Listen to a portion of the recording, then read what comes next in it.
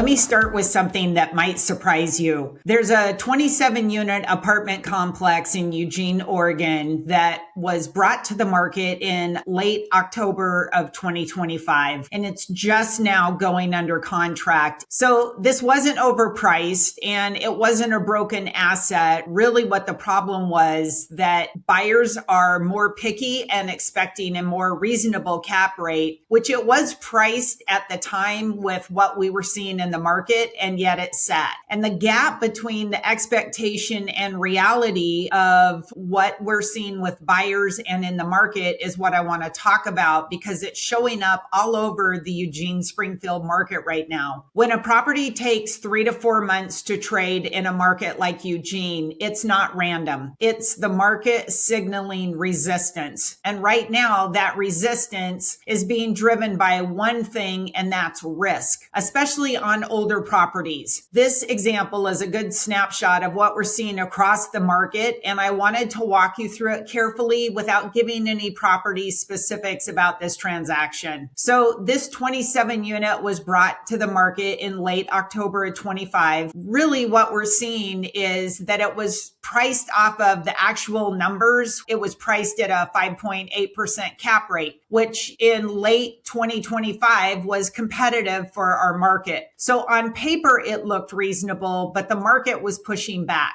And the resistance that we're seeing is not about demand disappearing. It's about buyers being far more selective, especially on older properties. Age matters right now. Even when a property has had some recent capital improvements, lenders and buyers, and more importantly, insurance companies are underwriting the full life cycle of that asset and not just the headline upgrades. In this case, the roofs had recently been replaced, which is great because I've had an investor who bought a property and he couldn't get insurance on it until he put a new roof on. So this particular asset did have one thing going for it in the fact that it had new roofs, but the plumbing and the electrical were probably still the original, which is the friction in the deal. The older systems introduce uncertainty. And when I called a couple of my buyers, especially my out-of-town buyers, and gave them information about the property, they said, sorry, we won't touch it because of the age of the property. We're being told by our insurance carriers that we need to buy something age 2000 or newer, or we can't get insurance on it.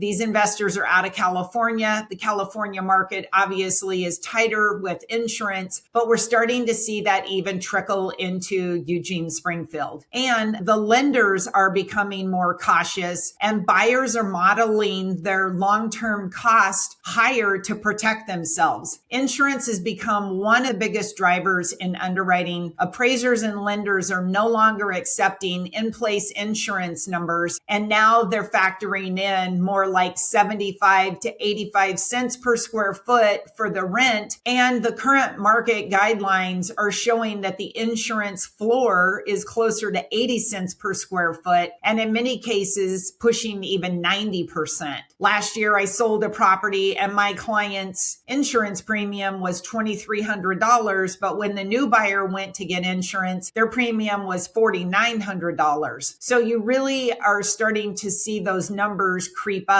and it's changing the net operating income and how we are pricing properties right now that we're bringing to the market. What used to be $700 or $800 for maintenance and repair is actually now pushing closer to $1,000 to $1,200 per unit based on the age, condition, and renovation history. And even if a property has been renovated, because often renovations will lead to rent increases, we're seeing another underwriting change where in the past we used to charge or estimate about $100 for turnover. Well, now if the units are fully renovated, you most likely have increased your rents to market when that unit was vacant. So now the turnover is closer to $200 per unit, because within 1 to 2 turns of tenants moving out, you're going to have to update that unit in order to be able to continue to receive those those top rents. So over the last few months, updating insurance and expense insurance, we're starting to see a clear cap rate band, and we're starting to see that truly strong assets are landing more at a 5.8% cap rate and going all the way up to 6.5%. And it just depends on the age, the condition of the property, but we're definitely seeing shifting cap rates right now, which cap rates and sales price are inverse. So as the cap rate goes up, the sales price or the value goes down. And as those cap rates rise, the value adjusts, and it's just a matter of time of allowing deals to work through the pipeline in order for us to see more of the trend and what's happening. But I'm seeing the same dynamic play out on smaller properties as well. I recently revisited a 12-unit analysis that I had underwrote in 2024, giving my client a value. And at the time, 5.2% in 2024 for a cap rate felt reasonable. But today, updated with the correct insurance and maintenance and repair and turnover, that's closer to a 5.8% cap rate to a 6% cap rate. The market didn't fall off of a cliff. It's recalibrating, and buyers are still active, but they're really disciplined, and properties that are priced in today's market reality are going to sell, and properties that are not are going to set. So if you own an older multifamily property, especially one built in the 60s or 70s, understanding your reset is critical. Roofs matter, but so do insurance, maintenance and repair, and turnover. All of those assumptions are being factored in more than they used to, and the cap rates have adjusted accordingly. Thanks for watching. If you'd like to understand what your property would realistically trade for in today's market, even if you're not ready to sell, but you're just curious on how your value stacks up in today's multifamily market, go to eugenecommercial.com. You can schedule a free 15-minute discovery call. You can also download my market snapshots that show you recent sales that have occurred in the Eugene Springfield market, as well as the University of Oregon market. Thanks for watching. Please hit the subscribe button. It allows us to reach out to other cool investors like yourself, and we'll see you in the next video.